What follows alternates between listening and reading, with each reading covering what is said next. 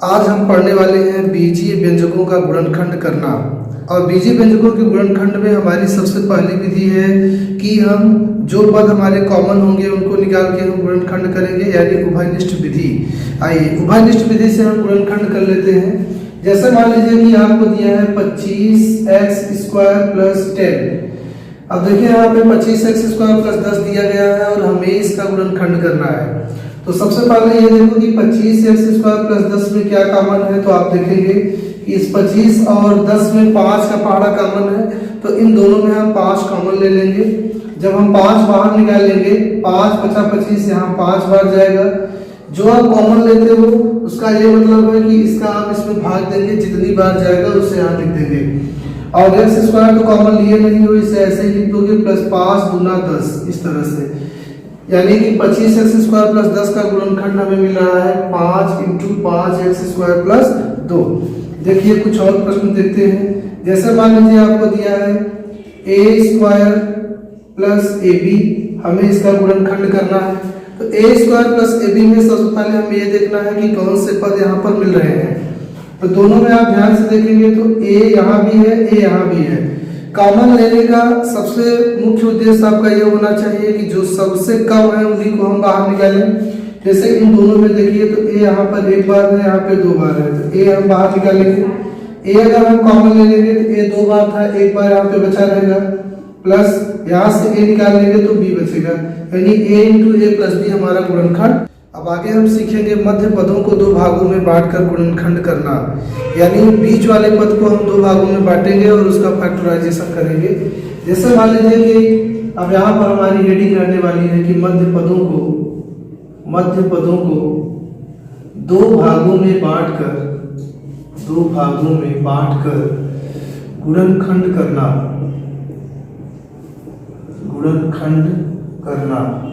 प्यारे बच्चों, हम यहाँ पर कर रहे हैं कि मध्य पदों को 2 भागों में बांटकर हम गुणनखंड करेंगे। जैसे मान लीजिए कि आपके पास एक क्वेश्चन है कि x² + 5x + 6। आपको यहाँ पर ये देखना होता है, सबसे अच्छी तरकीब बताएंगे हम।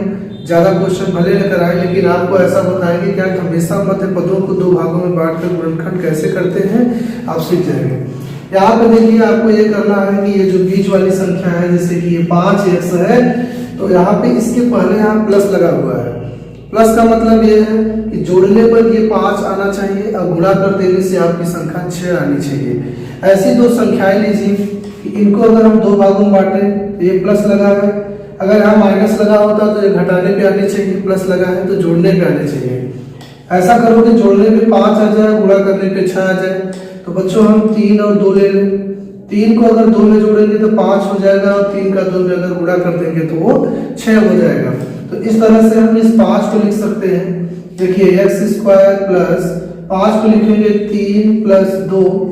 अगर हम 3 को 2 में जोड़ेंगे तो 5 हो जाएगा, और 3 का अगर हम 2 में गुणा कर देंगे तो ये 6 हो जाएगा। तो 5 को हमने 3 + 2 लिखा, और ये x इसी तरह से लिख लेना है +6। बच्चों अब ये ऐसा हो जाएगा, देखिए जैसे कि x² + 3 का गुणा x में करेंगे तो 3x मिलेगा, प्लस इसी तरह से 2 का x में करोगे 2x, प्लस इस 6 को आप 2 × 6 ऐसे लिख सकते हो। अब आपको हमेशा ये देखना है, इसको काउंट करिए, 1 2 3 4 पद हैं, तो आप 2 पद का ऐसे जोड़ा बना लीजिए, पेयर बना लीजिए। और देखिए कि इसमें क्या ऐसा है जो मिल रहा है। अभी हमने उभयनिष्ठ विधि आपको बताया था कॉमन लेने वाला, तो आप देखिए कि इन दोनों पदों में ऐसी कौन सा पद है जो कॉमन है। तो आप देख रहे हो कि इसमें x कॉमन है, तो x बाहर कर दीजिए। x 2 बार था, देखिए यहाँ पे x 2 बार है, 1 बार निकाल लेंगे तो x 1 बार यहाँ बचा रहेगा, प्लस x निकाल लेंगे तो यहाँ पे 3 आ जाएगा, प्लस इसमें देखो इस वाले पेयर में, इस वाले जोड़े में क्या कॉमन है। तो इसमें आप देख रहे हो कि 2 2 मिल रहा है, तो 2 कॉमन हो गया। आप 2 निकालेंगे तो यहाँ पे x, प्लस ये वाला 2 निकालिए तो 3 बचेगा। अब आपको फाइनली एक बार फिर से देखना है कि इन दोनों में, इस बड़े वाले पद में क्या है जो मिल रहा है, जो कॉमन है। तो x + 3 यहाँ पे x + 3 कॉमन है, उसे बाहर निकालेंगे। x + 3 को अगर आप बाहर कर लोगे तो यहाँ पे बच जाएगा x + 3 निकालिए हो तो +2 बचा है। इस तरह से x² + 5x + 6 का आपका जो गुणनखंड आएगा वह x + 3 और x + 2 आ जाएगा। आइए और भी गुणनखंड देखते हैं। जैसे मान लीजिए कि x square plus 8x plus 15 आपको दिया हो, यानी x square plus 8x plus 15 दिया हो और इसका आपको गुणनखंड करना है। प्यारे बच्चों, आपको करना कुछ नहीं है, यही देखिए यहाँ पे लास्ट वाली जो संख्या है इसके जस्ट पहले यहाँ पे प्लस लगा हुआ है। प्लस का मतलब है कि 8 को ऐसे दो भागों में बांटिए कि जोड़ने पर 8 है, इसे 5 3 8, 5 तिहाई 15 हो जाएगा। 8 को हम 5 प्लस 3 लिख सकते हैं, 8 हो जाएगा, और अगर हम 5 का 3 में गुणा कर देंगे तो 15 हो जाएगा। तो इस तरह से हम यहाँ पर इसको लिखेंगे एक्स स्क्वायर प्लस 8 को हम 5 प्लस 3 लिखेंगे, और ये x प्लस 15 को आप 5 तिहाई 15 ऐसे लिख सकते हो। अब देखिए ये हो जाएगा एक्स स्क्वायर प्लस, अब ये जो x है कोष्ठक के बाहर है, x का गुणा इन दोनों पदों में होगा। तो इस तरह से बच्चों यहाँ पे 5x प्लस 3 का गुणा x में 3x प्लस 5 गुणित 3 ये लिखा रहने दीजिए। अब यहाँ आप ध्यान दीजिए तो आपके पास यहाँ पे आ जाएगा, देखिए ये ऐसे जोड़ा बन रहा है, जोड़ा का मतलब ये कॉमन हो सकता है। तो यहाँ पे हम देखिए कि आपके पास क्या कॉमन है, इन दोनों पदों में बच्चों यहाँ पे x कॉमन है, x को हम बाहर कर लेंगे। जैसे ही आप x बाहर करेंगे तो यहाँ पे बचेगा x प्लस 5 प्लस इन दोनों में कॉमन क्या है, 3 कॉमन है, आप बाहर निकाल लीजिए। 3 निकालेंगे तो x प्लस 3 निकल गया है तो 5 बचा है। आपके इसके उत्तर की जांच करने की सबसे आसान विधि ये है कि आपकी इस ब्रैकेट में हमेशा बराबर आने चाहिए। अगर ब्रैकेट में बराबर नहीं आ रहा है तो आप गलत कर रहे हो। यहाँ देखिए कि x प्लस 5 बराबर है, और इस पूरे पद में अभी x प्लस 5 कॉमन है, तो x प्लस 5 को हम बाहर कर लेंगे। अगर x प्लस 5 आप बाहर निकाल लिए हो तो आपके पास बचा है x प्लस ये 3, और इस तरह से x square plus 8x plus 15 का गुणनखंड x प्लस 5 और x प्लस 3 आ जाएगा। अब हमें आशा है कि आप इस तरह के गुणनखंड जिसमें प्लस का संख्या लगा होगा आप कर लेंगे। कुछ आपको मैं इधर क्वेश्चन दे दे रहा हूँ, आप इसको जरूर करिएगा तथा कमेंट बॉक्स में आंसर जरूर करें। इसके बाद हम आपको आगे वाली विधि भी बताएंगे, जैसे एक्स स्क्वायर प्लस 9x हो प्लस 18 हो, इसका गुणनखंड आपको करना है। दूसरा है x की जगह पे y या फिर z भी हो सकता है। अब मान लीजिए आपको यहाँ पे दिया है कि y square plus 10y plus 25, और इसी तरह से मान लीजिए आपको तीसरा प्रश्न दिया है कि z square plus 16z plus 64। आपको इसे करके कमेंट बॉक्स में आंसर जरूर करना है। आइए हम इसके आगे विधि की चर्चा करें। देखिए आगे मध्य पदों को दो भागों में बांट कर ही ये गुणनखंड करना है जिसमें कि माइनस आ जाए। जैसे लिखा है x square minus 6x plus 9, और यह प्रश्न है एक्स स्क्वायर धन 5x माइनस 50। अब यहाँ भी आपको यही ध्यान देना है कि यहाँ पे अगर अंत में प्लस लगा हुआ है तो हमें मध्य वाले पद को ऐसा बांटना है कि जोड़ने पर 6 हो जाए और गुणा करने पे यहाँ पे 9 है तो 9 हो जाए। तो हम क्या करेंगे, 3 और 3 को ले लेंगे। अगर हम 3 को 3 में जोड़ेंगे तो 6 हो जाएगा, और 3 में 3 का गुणा करेंगे तो 9 हो जाएगा। इसलिए यहाँ पे हम लिखेंगे एक्स स्क्वायर माइनस इस 6 रुपए को हम ऐसे कोष्ठक में 3 प्लस 3 रुपया लिख सकते हैं, और ये जो x है ऐसे ही रहने देंगे, प्लस इस 9 का खंड 3 त्रिका 9 हम कर सकते हैं। ठीक है, इसके बाद यहाँ पे हो जाएगा एक्स स्क्वायर माइनस 3 का गुणा x में होगा 3x, माइनस और प्लस माइनस हो जाएगा, 3 का x में गुणा करिएगा तो 3x आ जाएगा, प्लस ये 3 गुणित 3। अब आप यहाँ पे देख रहे होंगे आपके पास ये दो जोड़े हैं, इन दोनों जोड़े वाले पदों में क्या कॉमन है ये हमको देखना है दोस्तों। अनिष्ट विधि, तो यहाँ पे देखिए x मिल रहा है, यानी कि x कॉमन है। x यहाँ पर 2 बार है तो 1 बार निकाल लेंगे तो x बचेगा, माइनस यहाँ पर आ जाएगा 3। उसी तरह से इसमें देखिए 3 मिल रहा है तो हम माइनस 3 कॉमन ले लेंगे। अब सोचिए आप यहाँ से माइनस और 3 बाहर निकाल लिए हो तो आपके पास यहाँ क्या बचा है x, ये प्लस है लेकिन आप माइनस निकाले थे तो क्या बच जाएगा, प्लस माइनस माइनस आ जाएगा। और उसके बाद आप यहाँ माइनस और ये 3 निकाल चुके हैं तो क्या बचेगा 3।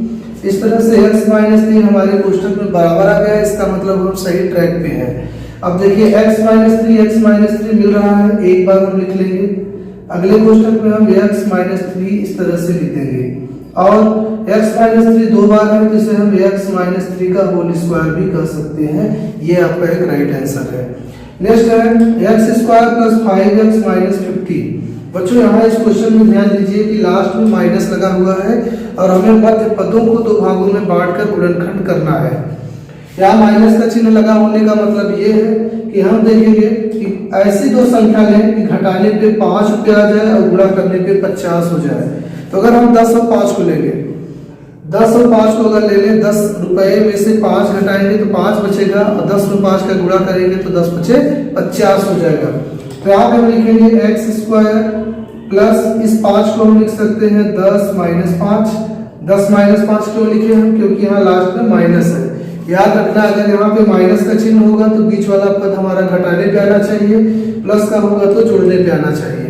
अब ऐसा होना चाहिए कि घटाने पर 5 हो जाए, जैसे 5 है तो 5 हो जाए, लेकिन गुणा उसी संख्या में गुणा करने पर अंतिम वाला हमारा पद आ जाए।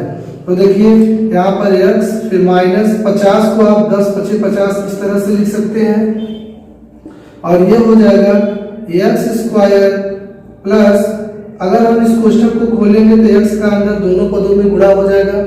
तो यहाँ पे हो जाएगा 10x, फिर ये माइनस 5 का x में करिएगा तो 5x माइनस 10 इंटू 5। बच्चों यहाँ देखो कि इन दोनों का ऐसे हम जोड़ा बना सकते हैं और इसमें से अब देखिए कि क्या कॉमन है। तो x यहाँ पे मिल रहा है तो x बाहर निकालेंगे।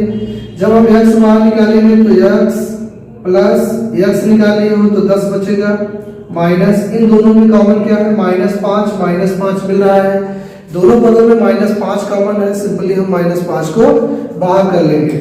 जब हम -5 बाहर कर लेंगे तो देखिए आपके पास x बच जाएगा और ये माइनस और इस 5 को निकालिए हो तो यहाँ प्लस आ जाएगा 10।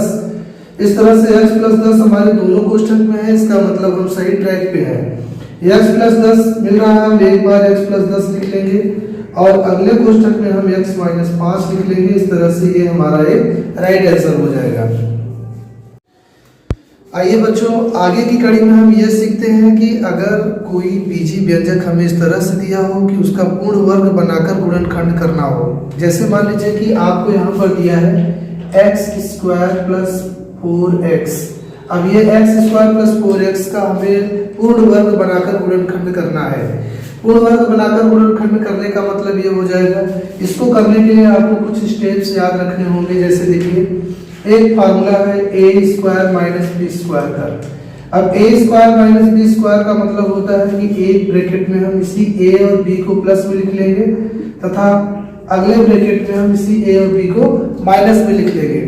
अर्थात ए स्क्वायर माइनस बी स्क्वायर बराबर हम लिखेंगे ए प्लस बी, दूसरे कोष्ठक में ए माइनस बी। हम सारे फार्मूले इधर बगल में नोट कर दे रहा हूँ। पूर्ण वर्ग बनाकर गुणनखंड करने के लिए ये जो फार्मूले हैं आप इनका स्क्रीनशॉट ले लीजिए। ये फार्मूले आपके लिए बहुत जरूरी हैं। जैसे पहला है ए स्क्वायर माइनस बी स्क्वायर बराबर एक ब्रैकेट में ए प्लस बी और इसके दूसरे कोष्ठक में ए माइनस बी होगा, ठीक है। अर्थात और दूसरा है अगर a प्लस बी का होल स्क्वायर हो तो हम लिखेंगे a square plus 2ab plus b square use करेंगे। इसी तरह से a माइनस बी का होल स्क्वायर के लिए हम लिखेंगे a square minus 2ab plus b square.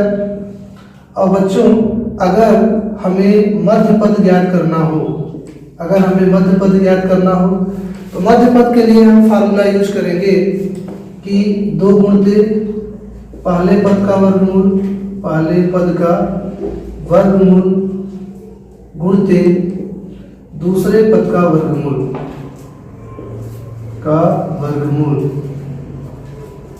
इसी तरह से बच्चों अगर मान लीजिए कि हमें अंतिम पद ज्ञात करना हो, अंतिम पद के लिए हम फार्मूला उपयोग करेंगे कि मध्य पद बटे में लिखना है 2 गुणते पहले पद का वर्गमूल और इस पूरे का होल स्क्वायर। अंतिम पद बराबर है मध्य पद बटे 2 गुणते पहले पद का वर्गमूल और इस पूरे का होल स्क्वायर। इसी तरह से छठवां फार्मूला हम लिखेंगे कि पहला पद बराबर मध्य पद बटे 2 गुणते अंतिम पद का वर्गमूल, ये हम यूज करेंगे और इस पूरे का होल स्क्वायर। ये फार्मूले हम उपयोग करेंगे अगर हमें कोई बहुपद इस तरह से दिया गया होगा कि कि उसे हमें पूर्ण वर्ग बनाकर गुणनखंड करना है। अब देखिए ध्यान दीजिए, इसमें क्या है कि जैसे हमें कोई बहुपद दिया होगा तो अगर वो इस तरह से है कि x square plus 5x plus 6, यह एक बहुपद है। इसे मैंने इसलिए लिखा है कि आप ये समझ पाए कि हम हमेशा प्रथम पद किसे कहेंगे, मध्य पद किसे कहेंगे और अंतिम पद किसे कहेंगे। देखिए आपको पहला, दूसरा, तीसरा, इसमें 3 पद है। इन तीनों पद में से यह जो पद रहेगा इसको हम प्रथम पद कहेंगे, यह हमारा प्रथम पद होगा, यह मध्य पद होगा हमेशा, और यह इसका अंतिम पद होगा। प्यारे बच्चों, इसमें आपको ध्यान देना है कि जो प्रथम पद होंगे और जो अंतिम पद होंगे इन दोनों को प्लस में होना है। प्रथम पद और अंतिम पद को हमेशा प्लस में होना है और वर्ग में होना है। पूर्ण वर्ग बनाने के लिए प्रथम और अंतिम पद हमारा स्क्वायर में होना चाहिए। ऐसा क्यों? जैसे देखिए यह एक गुणनखंड हुआ है a प्लस बी का होल स्क्वायर, यह एक पूर्ण वर्ग है।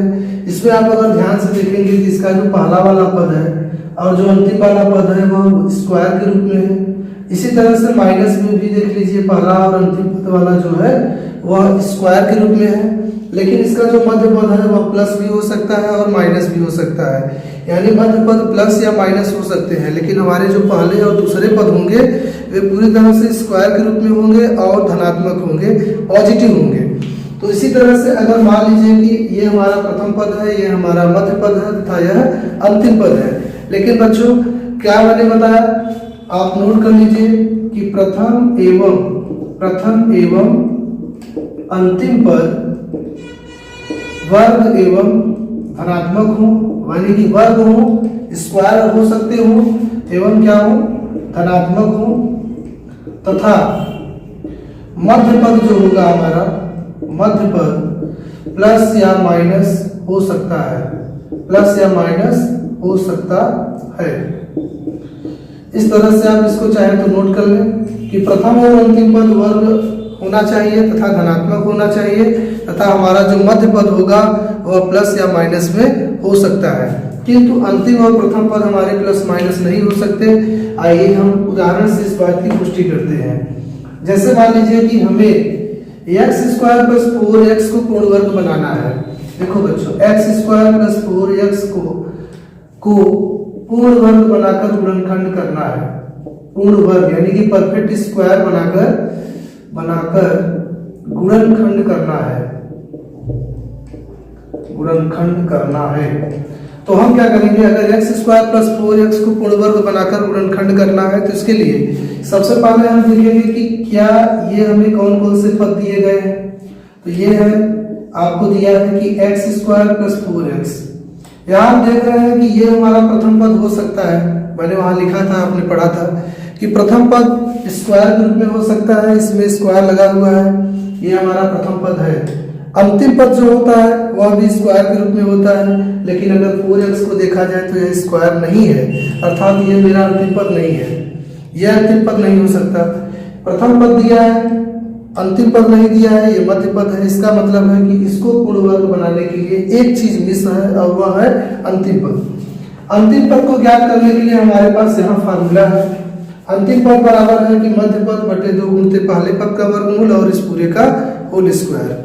तो यहाँ पे हम क्या करेंगे, इसको हल करने के लिए हमें अंतिम पद निकालना है। हम इसे शॉर्टकट में अ लिख दे रहा हूँ। अंतिम पद बराबर हम लिखेंगे मध्य पद का मान। देखिए यहाँ पे मध्य पद ये है हमारा 4x लिखना है बटे 2 गुणित पहले पद का वर्गमूल। हमारा पहला पद x स्क्वायर है, अगर हम कभी भी जब वर्गमूल निकालेंगे इसका स्क्वायर हटा देंगे, क्या बचा x और इस पूरे का होल स्क्वायर। ये हमारा अंतिम पद निकल कर हमको मिल जाएगा। अब यहाँ पे देखिए x से ये वाला x कट जाएगा, 2 के 2, 2 दूना 4 कट जाएगा, हमें मिलेगा 2 का स्क्वायर, यानी 2 का स्क्वायर क्या होता है 4। इसका मतलब यह है कि दी गई सवाल जो हमारी है x स्क्वायर प्लस 4x, अगर हम इसे पूर्ण वर्ग बनाएंगे तो उसमें हमें ये अंतिम पद के लिए 4 एक बार जोड़ना है और एक बार इस 4 को क्या करना है, घटाना है। ठीक है, अब देखिए तो ये हो जाएगा x स्क्वायर प्लस 4x, ये हमारा प्रश्न दिया गया था, और इस प्रश्न में हम 4 को अगर एक बार जोड़ दें और 4 को एक बार घटा दें, हमारे इस पूरे प्रश्न में कोई प्रभाव नहीं पड़ेगा। अब ये हो जाएगा x स्क्वायर प्लस इस 4 रुपए को आप लिख सकते हो 2 into 2, 2 2 जा 4 और ये x प्लस इस 4 को आप 2 का स्क्वायर लिख सकते हैं माइनस इस वाले 4 को भी आप 2 का स्क्वायर लिख सकते हैं। अब मैंने कहा था हमें इन फार्मूलों की जरूरत पड़ेगी। आप जरा सा इसे पढ़िए ध्यान से। अगर हम इसे a बोले, अगर हम इस x स्क्वायर को a बोले तो पक्की बात है कि यह x भी a होगा, क्योंकि हमने इसे a बोला है, स्क्वायर है तो स्क्वायर हो जाएगा a स्क्वायर। और इस 2 को ऐसे ही रहने दीजिए और ये जो है अगर हम इसको b स्क्वायर कहें तो इसका मतलब ये b है। तो इस तरह से हमें क्या मिला है कि ये प्लस लगा हुआ है। अब हम ध्यान दें a square plus 2ab plus b square. यहाँ देखिए a square plus 2ab plus b square किसका फार्मूला है? a प्लस b के होल स्क्वायर का। इसका मतलब तो ये है बच्चों की इसे हमें क्या करना होगा, या ऐसे ही आप याद रखिए यह a प्लस b का होल स्क्वायर यानी x प्लस 2 का होल स्क्वायर बन रहा है। अगर आप ऐसे ना बना सकें तो याद रखिए आप किनारे वाले संख्या को लिख दीजिए ऐसे इस तरह से। अगर यहाँ प्लस लगा हो तो प्लस लगाइए, माइनस लगा हो तो माइनस लगाइए और इस किनारे वाली संख्या को लिख दीजिए, इसका होल स्क्वायर करिए। इसको तोड़ने पर जस्ट यही चीज आएगा, आप देख सकते हैं माइनस और ये 2 का स्क्वायर इसी तरह से हम लिख देंगे इस तरह से। अब अगर हम इसे a पढ़ें इसे b पढ़ें तो यह है a square minus b square. अभी मैंने फार्मूला नोट कराया था a square minus b square क्या होता है, एक बार a और b के मान को प्लस में और दूसरी बार माइनस में। तो इस तरह से यहाँ पर अगर हम ये हमें मिल रहा है a square minus b square के फॉर्म में, तो एक बार इसे हम प्लस में लिखेंगे यानी x प्लस 2 और ये b का मान हम प्लस में लिख लेंगे। दूसरी बार हम यही a का मान लिखेंगे x प्लस 2 और b का मान हम माइनस में लिख लेंगे। अब प्लस 2 से माइनस में यहाँ कट जाएंगे, आपको मिलेगा x प्लस 2 और 2 कितना हो जाएगा 4 और यहाँ बचा क्या x। तो इस तरह से ये हमारा गुणनखंड हो जाएगा। बच्चों आप और भी ज्यादा प्रैक्टिस करते हुए आप इसे सीख सकते हैं। आप हमारे इस फार्मूले को लिख लीजिए और अच्छे से याद कर लीजिए। अगली वीडियो में हम इसके आगे बताएंगे। धन्यवाद।